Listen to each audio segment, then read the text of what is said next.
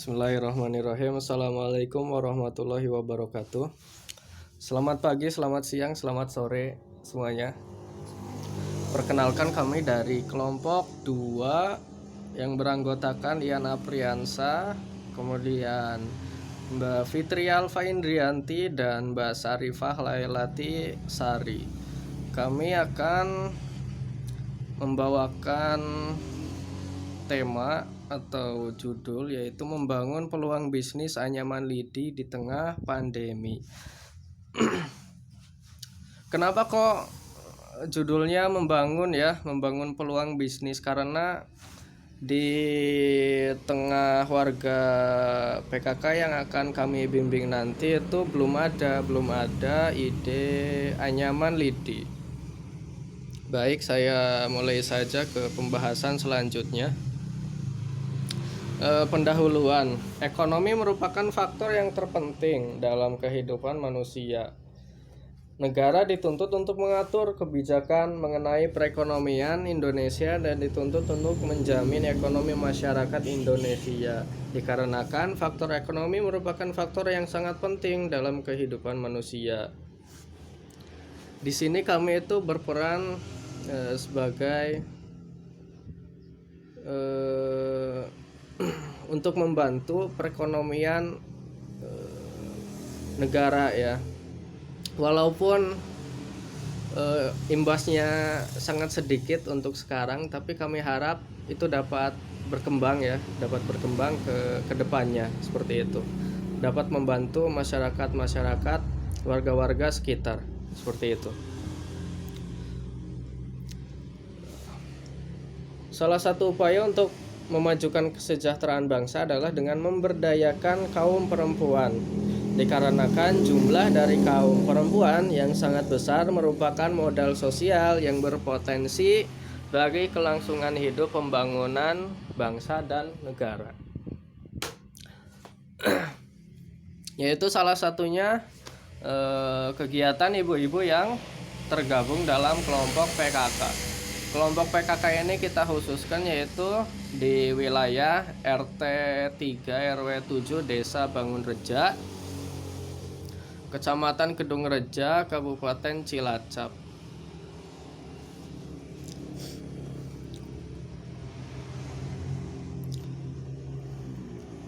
Kegiatan menganyam lidi sendiri adalah kegiatan yang cukup mudah untuk dilakukan karena hanya memerlukan bahan pokok satu saja, yaitu bahan bakunya lidi. Kemudian ada alat-alat penunjang lainnya, tapi itu tidak menjadi hal yang pokok ya. Jadi cukup hanya bahannya yaitu lidi seperti itu.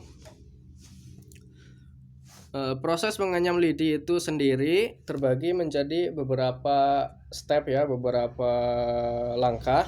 Yang pertama adalah memilih lidi itu sendiri. Jadi pilihlah lidi yang memiliki kelenturan yang sama. Dari mulai umur lidinya yang masih muda ya, jangan pakai yang udah tua karena akan kaku kesananya. Kemudian yang kedua itu membuat ring atau gelang, itu yang buat dasaran, nanti kita jelaskan lebih lanjut ya. Kemudian ada yang ketiga membuat dasaran ya, kemudian menganyam dan seterusnya. Kita langsung saja ya ke step berikutnya. Cara pembuatan membuat ring. Buat ring ya, buatlah ring atau gelang dari 2 lidi yang dipelintir seperti pada seperti pada gambar ini. Diameter untuk ring ini sendiri yaitu ada yang 30 cm, ada yang 25 cm, ada yang 22 cm, ada yang 20 cm.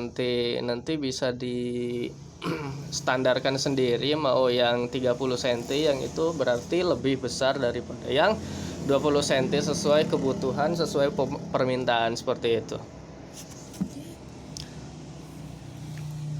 Kemudian membuat dasaran segitiga awal. Untuk membuat dasaran segitiga awal ini ambillah 2 kali 16 lidi. Jadi per kelompok itu ada digambarkan itu ada 3 kelompok ya. Nanti itu kita sisipkan itu masing-masing kelompoknya ada 16 lidi. Kemudian iya. Kemudian nanti pada saat proses penganyaman itu kita akan ambil 4 lidi ya. Masing-masing kelompok itu kita anyam 4 lidi seperti itu. Prinsip dasarnya untuk menganyam segitiga awalan ini yaitu pangkal lidi harus selalu berada di bagian bawah ring atau gelang. Jadi pangkal itu harus berada di bawah, jangan di atas. Kalau salah satunya di atas itu salah ya, nantinya kesananya salah. Kemudian bagian ujung itu selalu berada di atas itu untuk penganyaman ke atasnya. Susunan secara melingkar harus selang-seling antara pangkal dengan ujung. Itu yang ditandai lingkaran merah itu merupakan yang pangkal, kemudian yang kotak itu ujung ya. Kemudian lanjut ke membuat dasaran segitiga lengkapnya lah. Ini yang proses penganyaman ya untuk awalan. Jadi selipkan lidi per 4 buah pada sisi segitiga yang belum lengkap hingga jumlahnya sama dengan sama 16 buah lidi dan membentuk segitiga sama sisi dengan satu dan yang lain saling mengikat. Prinsip dasarnya itu menyelipkan lidi harus selalu ke dalam mendekati titik pusat lingkaran ring atau gelang. Hai. Selanjutnya yaitu membuat dasaran double segitiga ya.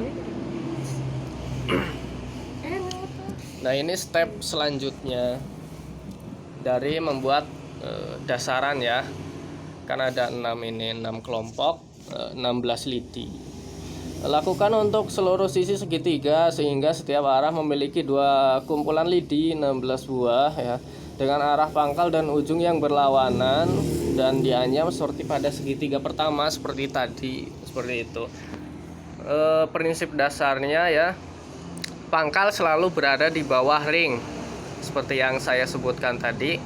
Kemudian untuk ujung itu di atas ring ya. Tarik ujung lidi dan sisakan pangkal lidi kurang lebih 2 atau 3 cm dari garis tepi lingkaran ring atau gelang dan ratakan itu biar sama ya, biar sama ujung-ujungnya. Kemudian panjangnya juga pada saat nanti proses menganyam ke atasnya. Nah, proses menganyam ya, kita masuk ke langkah proses menganyam. Proses menganyam ini pertama yaitu ambil 4 lidi, ambil 4 lidi atau 1 lajur bagian dari kumpulan lidi arah tertentu, lalu anyam secara berselang-seling melewati 2 lajur. Kemudian 2 lajur dimulai dari belakang seperti pada gambar di tersebut ya, bisa dilihat. Dan ingat ya, selalu diawali ke belakang melewati 2 lajur, lalu ke depan, ke belakang dan ke depan. Jadi angkat 2, kemudian tindih 2 yaitu ya, seperti pada gambar, angkat 2 lagi, tindih 2 lagi. 1 2 3 4 5 kali ya. Angkat 2 tindih 2, angkat 2 tindih 2, angkat 2 tindih 2, seperti itu. Nah, ini pada saat proses menganyam hampir selesai ya. Lakukan terus hingga bertemu dengan lengkungan hasil anyaman pertama dan lakukan penganyaman selang-seling per 2 lajur lidi seperti tadi. Tinggal dilanjutkan saja. Angkat 2 tindih 2 seperti itu ya. Nah, kemudian membuat ekor. Ini merupakan step selanjutnya ya. Setelah kita berhasil menganyam bagian atasnya, kemudian membuat ekor pada bagian bawahnya. Balikan posisi piring sehingga bagian bawah piring berada di atas. Kemudian potong sisa pangkal ya, seperti pada gambar. Ini yaitu proses menganyamnya itu sama kayak ngepang rambut ya. Ini tinggal dikepang aja bawah piring. Kalau sudah selesai tinggal potong sisa pangkal hingga mendekati ring atau gelang ambir per 2 lajur lidi, yaitu 8 buah, dan kepang 2 kali dimulai dari bawah. Seperti itu. Kemudian membuat ekor kedua. Membuat ekor kedua ini merupakan step terakhir ya, bisa dibilang step terakhir.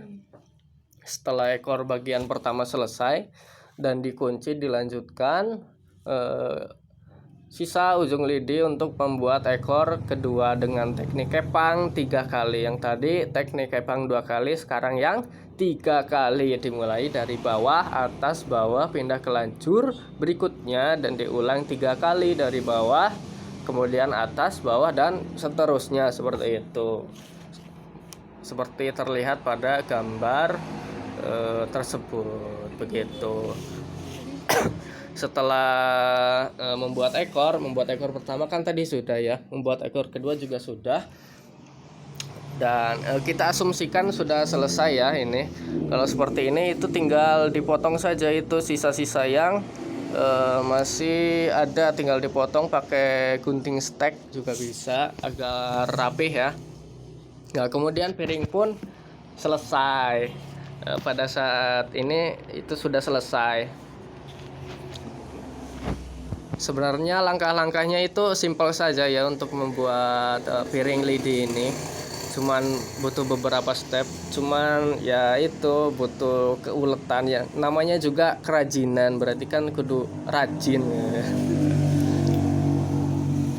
Nah, simpulan,